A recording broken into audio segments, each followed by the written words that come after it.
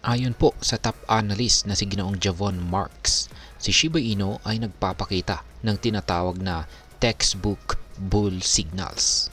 Pero ano nga ba ang ibig sabihin nito?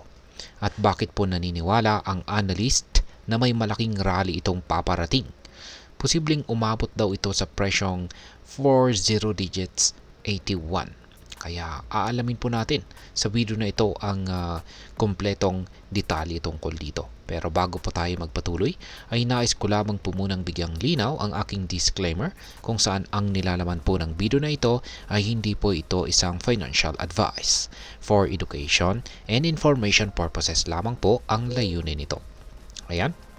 Ano nga ba ang textbook signals? Textbook bull signals. At bakit po mahalaga ito? Ayan, ang textbook bull signals ay tumutukoy po ito sa mga sinyales sa chart analysis na nagpapakita po na posibleng tumaas ang presyo ng isang asset. Sa madaling salita, bullish ito. Para kay Shiba Inu ay nakita po ng analyst na si Ginoong Javon Marks na itong si SHIB ay nag-breakout mula po sa isang long-term resistance trend line. Kaya ano nga bang ibig sabihin nito? Ang resistance trend line ay parang invisible na harang na mahirap pong lampasan ng presyo. Kapag nabasag ito, kadalasan ay tumataas ang presyo dahil nagiging mas malakas ang kumpiyansa ng mga traders at saka investors. Nangyari po ito kay Shiba Inu nitong December 2024 kung saan naabot nito ang 7-month high sa presyong 40 digits 33.29. Ngunit pagkatapos po ng rally ay nagkaroon po ng tinatawag na correction phase. Ibig sabihin, bumaba po ang presyo ni SHIB at bumalik sa mas mababang price levels.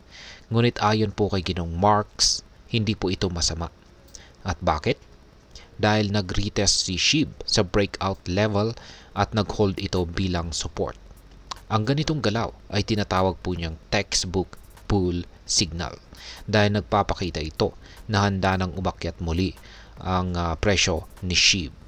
Kaya yan, meron po siyang ibinahaging chart dito kaso ay yan, mukhang hindi po malinaw dahil maliit. Ngayon ay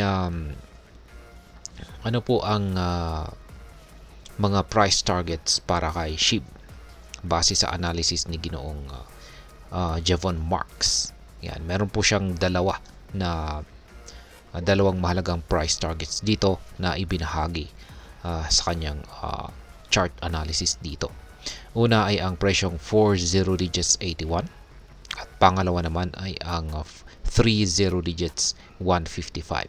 Kaya sa pangalawang price target ay magbabawas po siya ng isang 0 decimal digits. Yan, sa price target na 40 digits 81, ito po ang short-term target na maaring maabot ni Shiba Inu.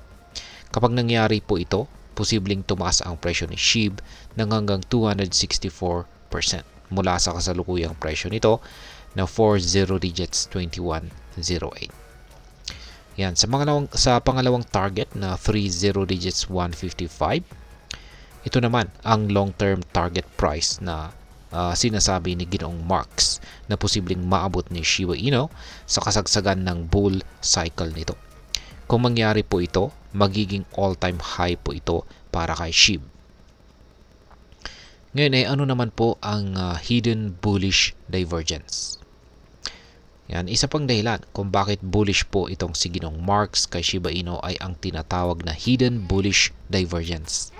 Sa madaling salita, ito po ay isang signal sa chart na nagpapakita ng underlying strength ng asset kahit pa parang mahina ito sa surface. Kaya halimbawa, ang presyo po ni SHIB ay gumagawa ng higher lows. Yan, ito po yung unti-unting pagtaas ng pinakamababang presyo. At maliban dito ay ang momentum indicators tulad po ng RSI ay gumagawa po ng lower lows. Kaya or bumababa ang kanyang signal. Kaya kapag nakita po ang mga ganitong pattern, madalas na sinusundan ito ng pagtaas ng presyo. Kaya sa kaso po ni Shiba Inu, mukhang nagkakaroon ito ng ganitong bullish signal, kaya maraming traders ang nagiging optimistic. At ngayon ay ano naman po ang epekto nito para sa atin bilang mga Pinoy crypto traders at investors ni Shiba Inu. Yan, meron pong tatlong mga bagay na maaaring maging epekto nito para sa atin. Una ay syempre ang oportunidad para kumita.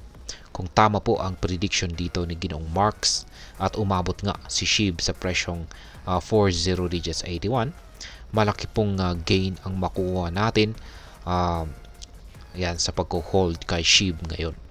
Halimbawa ay kung meron po tayong hold or holdings na 1 million SHIB tokens ngayon na ating nabili sa presyong 40 digits 21, magiging halos triple po ang halaga nito kung maabot ang target price ni Ginoong Marks. Yan. Pangalawa ay ang babala sa volatility. Lagi po nating tandaan, ang crypto market ay sobrang volatile. Bagamat may mga bullish signals, hindi po ito garantisado. Ang presyo ay pwede pong bumagsak bigla, kaya lagi pong mag-ingat. At ang panghuli ay ang pagkakataon para sa diversification. Kung nag-iisip po tayong magdagdag ng SHIB sa ating portfolio, maganda pong pag-aralan muna natin ang market.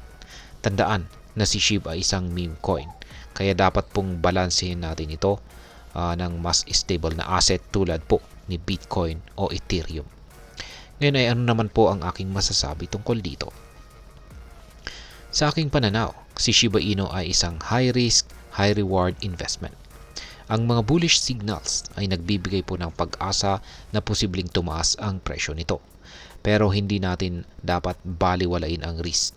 Kung balak po nating mag-invest, siguraduhin po nating meron po tayong sapat na kaalaman sa market at handa po tayong maghintay sa tamang panahon.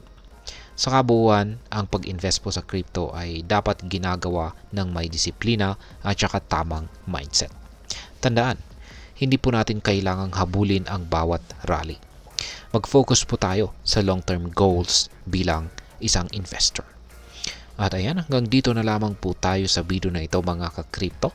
Sana po ay inyong nagustuhan ang aking paliwanag sa video na ito. Kung inyo po itong nagustuhan, pakiclick lamang po ang like button nito.